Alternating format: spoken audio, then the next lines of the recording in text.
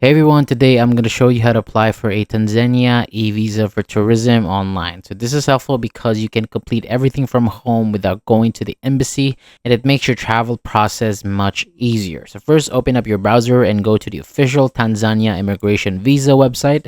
Once you're there, click on new application to begin. Next, enter your basic details like your email address, passport number, and passport issue country.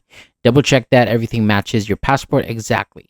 And choose a security question. Complete the CAPTCHA, then click continue.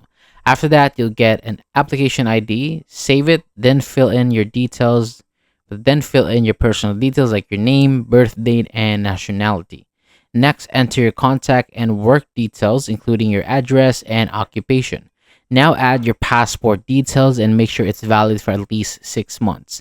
Then complete your travel details, choose your visa type, and add your travel plans and accommodation. So upload your required documents like your photo, passport page, and return ticket. Review everything, confirm the declaration, and continue to payment.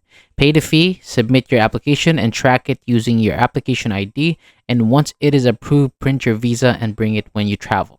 Thank you so much for watching. That is all for today. For more videos like this, hit the subscribe button below and I'll see you on the next video.